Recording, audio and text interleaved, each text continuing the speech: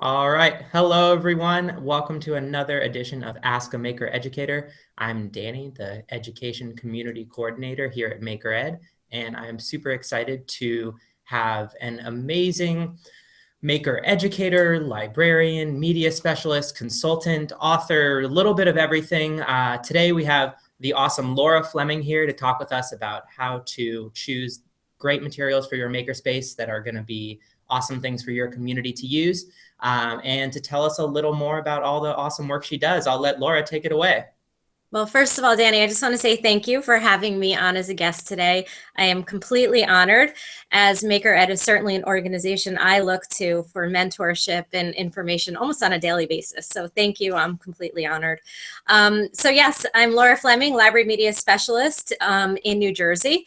I have been an educator for 20 years now, which I can't believe. I've taught grades K through 12, which I think has been invaluable for all this work that I've done with schools across the country regarding their maker spaces.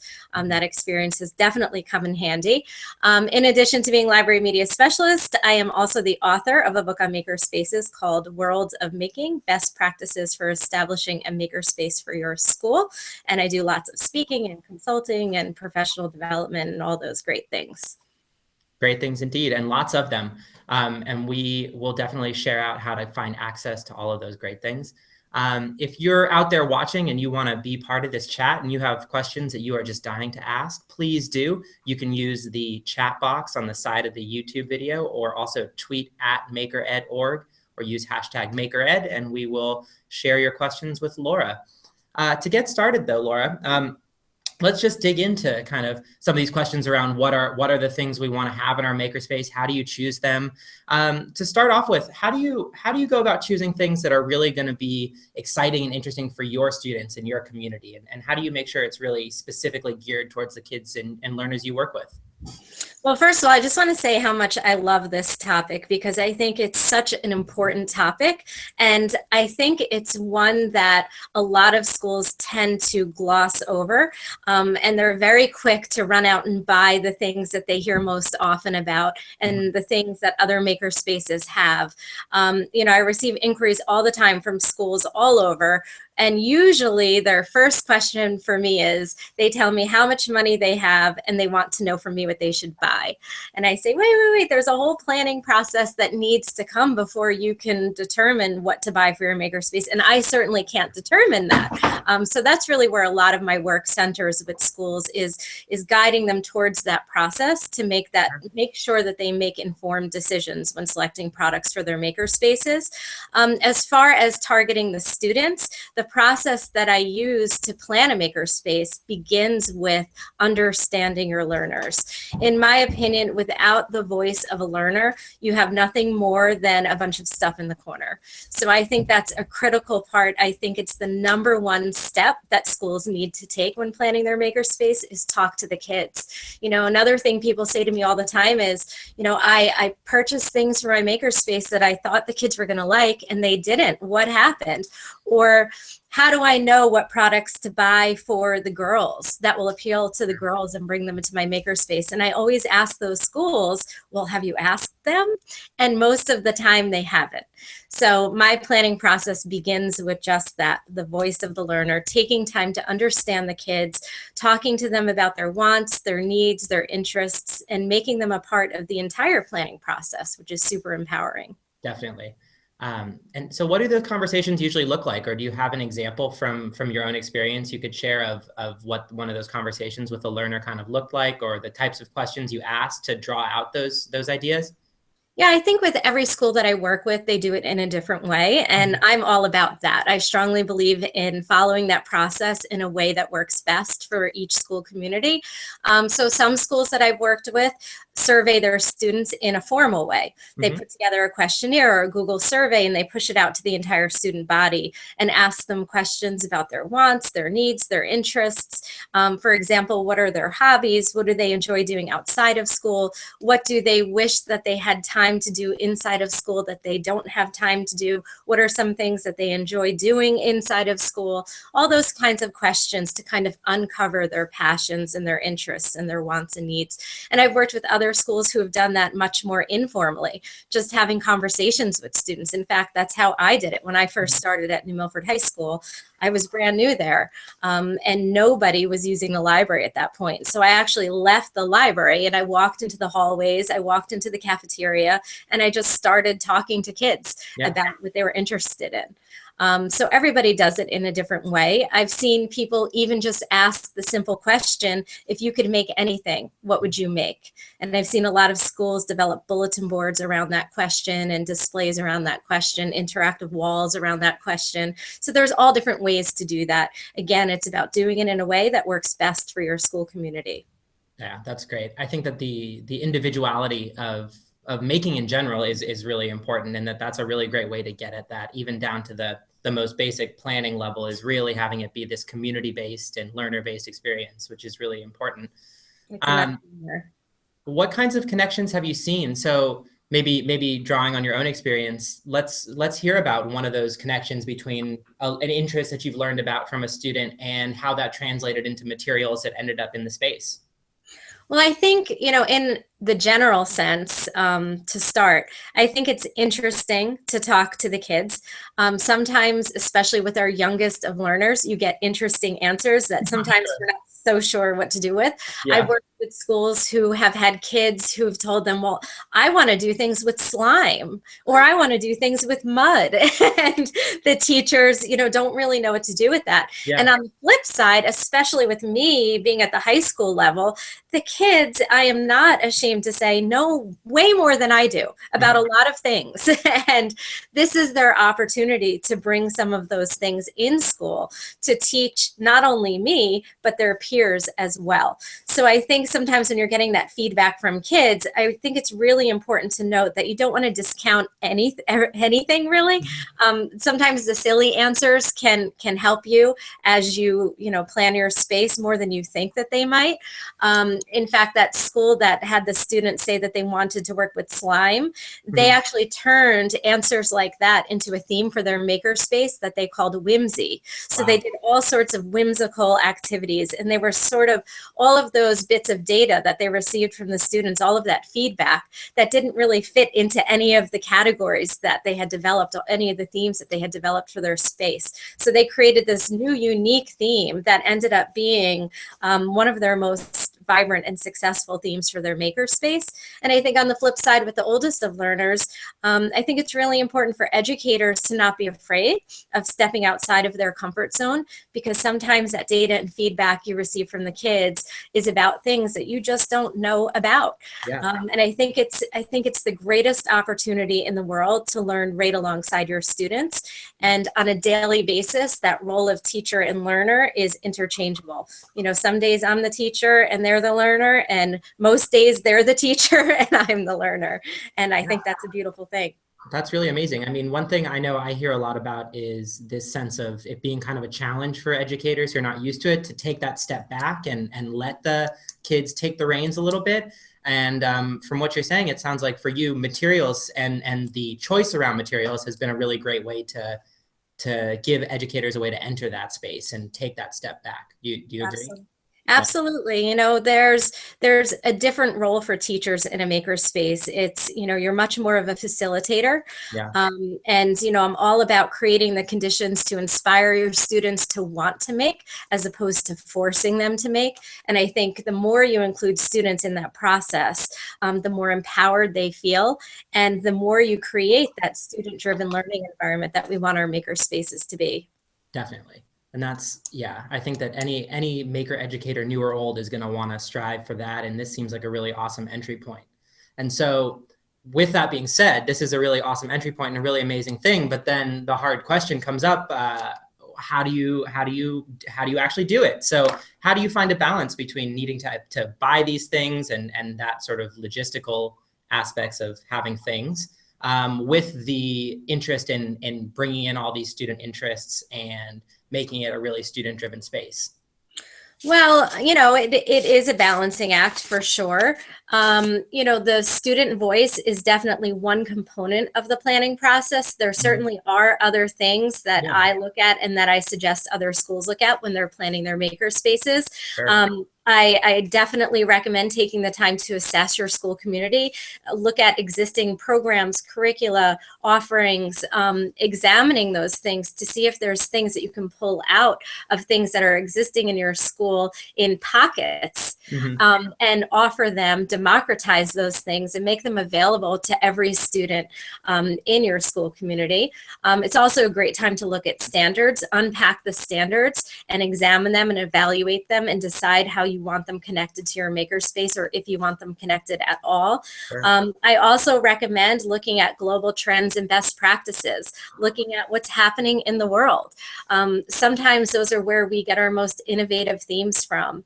And to me, that's what creates authenticity in your makerspace. It connects it directly to what's happening in the real world. Yeah. And ultimately, that's what creates those enduring understandings. When the school day is over, when the school year is over, the kids will remember the things in your makerspace that had to do with those real world connections. So I think all of those things are important to look at, including the voice of the learner. Definitely. Yeah, I think it is super important and a balancing act for sure, and probably a pretty difficult balancing act to find for a lot of educators. Do you have an example of that, of those real world integrations that you were just describing, that sense of bringing in the things that are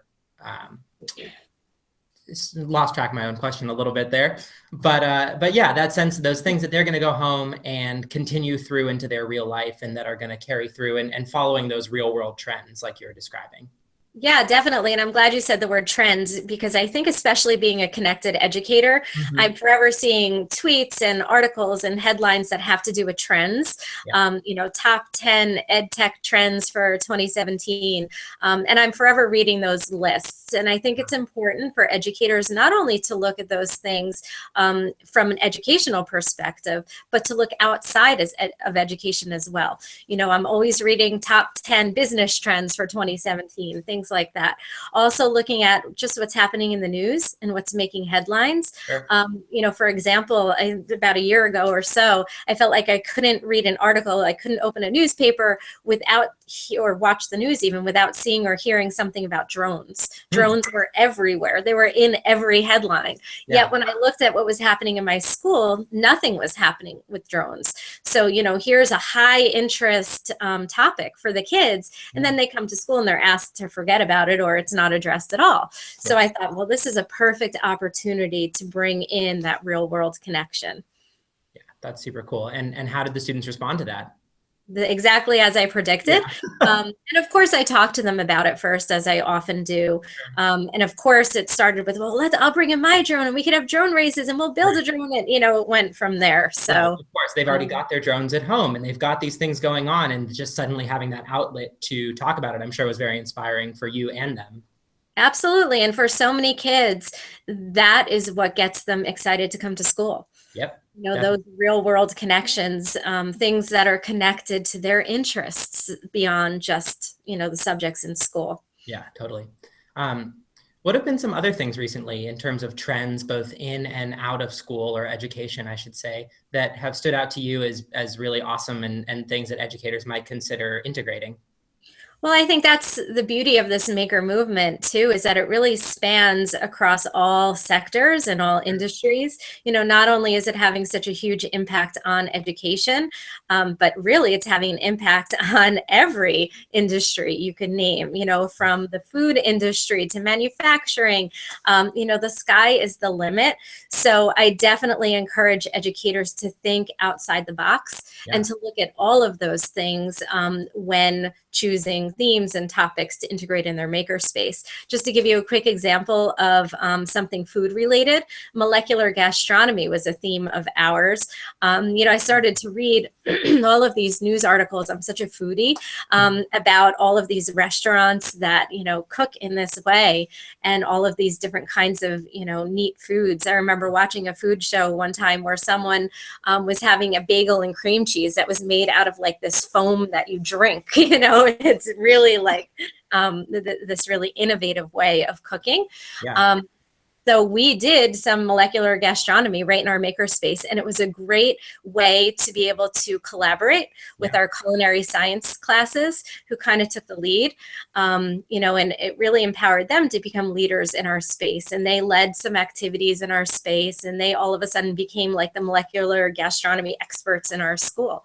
That's super cool. So yeah, so I encourage educators to, you know, not discount anything in the headlines or in the news. It's possible to integrate any of those things into your makerspace in some way. Yeah, absolutely. And in that example, I mean, it sounds like you not only were integrating trends outside of education with real life interests, but then it also brought in subjects within your school environment that were outside of the makerspace. And I can see so many awesome integrations there between history and making, or, you know, language arts and making, and things that are maybe less commonly associated with makerspaces, which is super amazing. Yeah, absolutely. You know, when I have any doubts or questions about what I should do in my makerspace, or what I should buy, or, you know, really anything, it all goes back to how I define a makerspace. And I know everyone has their own definition. And that, to me, is part of the beauty of this movement, is that it's so deeply personal to those who are involved. But for me, my definition is what helps to guide me and keep me grounded. And basically, it involves creating a unique learning environment that offers opportunities for tinkering, play, and open-ended exploration for all. So as long as, you know, it has those two components of open-ended exploration and for all, I'm happy. So that anytime I find myself even being confused and wondering, I always go back to that definition, and that kind of keeps me grounded. So molecular gastronomy, wearable technology, drones, slime, whatever it is you choose, it's not about those things really. For me, it's about open-ended exploration for all, really democratizing learning. I love that. That's a really wonderful way to put it, and a great way to make sure that this is something that's accessible in whatever environment you're in. It's, you know, it's not about the most expensive things. It's, like you're saying, accessible to all, which is really, really a really beautiful concept. Yeah, and I think, you know, speaking of expensive for all, I think a lot of people think that, you know, it's the technology in a makerspace that pushes kids outside of their comfort zone. And while, sure, I'll take technology any day for my makerspace, and technology is a great thing to have in your makerspace for a variety of reasons. For me, it's not really about the technology, though. It's about having that opportunity for open-ended exploration, true open-ended exploration that pushes kids outside of their comfort zones. And sometimes technology fits right in with that. And sometimes schools don't have the budget for that. And sometimes amazing things happen in a makerspace because of that open-ended exploration that don't even necessarily involve technology at all. So, you know, open-ended exploration for all is possible on any budget. I love that. And what a wonderful way to wrap up our discussion. Those are the main questions I had for you. But before we go, Laura, I'd love if you could share some of your, let's say, your top 3 favorite resources right now that you think any maker educator should definitely take a look at. Yeah, of course. Actually, sorry to interrupt, but we just very, very last minute got a question, and I would love to make sure we share it. Sure. Somebody's starting a makerspace for kindergartners. Does she have any recommendations specifically for young students? Okay. I don't know if you could hear that in the background. The question was, we have an audience member who's starting a makerspace for kindergartners and is wondering if you had any specific recommendations or thoughts around materials for that younger group. Well, I think the beauty of that planning process that I mentioned, and I actually didn't mention, I also have a framework, and I'll show you a little picture of it, called the Maker Framework for Evaluating Products for Your Makerspace. Awesome. So there's the planning process that I talked about for creating your makerspace. And then there's this Maker Framework that specifically helps you evaluate products for your makerspace. The beauty of both of those tools is that they're applicable to pre-K through 12. I myself have used them with schools that span pre-K through 12. So it doesn't really matter what grade level we're talking about. The process for planning the space, the criteria for evaluating products for the makerspace is exactly the same. Sure. So this is all applicable to kindergarten, and I've done it myself too, so I know that for sure. Nice. And so are those resources that we could find online or that you'd be able to share? That's your makerspace planning what were they called again, and how can we access them, I should say? Sure. The planning process for creating the Makerspace that I spoke most about during this half hour, that's in my book. So definitely check my book for that. But you know what? Hindsight is 20/20, and I've learned a lot since my book has come out. Sure. So since the publication of my book, I developed that maker framework for evaluating products in your Makerspace. I didn't realize how important that actually was until I started working with schools across the country and receiving these inquiries I spoke about. So I have a blog post on my blog called Choosing the Right Products for Your Makerspace. And there's a printable framework there that will help you evaluate the products that you're looking at and evaluating for your Makerspace. So we'll make sure to share out links both to your book and to that blog post and all of your other amazing resources you have on the Worlds of Learning site. Appreciate that. Thank you. Awesome. And yeah, any other final thoughts or things that you want to share or things that you would encourage educators to take a look at? Yeah, I mean, you know, one of my favorite books is by Simon Sinek, Start with the Why. I think every makerspace needs to have a why. I think it's really important before planning your makerspace, before choosing products for your makerspace, that you articulate a vision for your space. Why do you want a makerspace? Is it because it's a trend? Is it because your administrators are telling you you have to? Is it because your colleague next door has one and you feel like you should? There needs to be more to it than that. So I would encourage any educator who's thinking about planning a makerspace, before you do anything, to think about your why and articulate that vision. Actually write it down. It really helps you make appropriate and meaningful and relevant decisions regarding not only selecting products for your makerspace, but everything else involved in planning and creating a makerspace as well. Awesome. Well, thank you so much, Laura. This has been a really insightful, awesome conversation. I've really loved chatting with you and learning about your super well-developed, awesome processes. I'm excited to go take a look at that framework after we talk. Thanks. I appreciate it so much. Yeah. And next week, we will be continuing our discussion around Makerspace materials with Donna Sanguin of Recreate in Roseville, California. And we're going to be digging into some of her amazing work in creative reuse and dealing with recycled materials and some things on the super, super low tech end of the spectrum. It's going to be really fun. So stick with us and join us again next week for another Ask a Maker Educator. Thank you all so much for watching. And thank you so much, Laura, for participating. It's been a lot of fun. Thanks. Bye, everybody.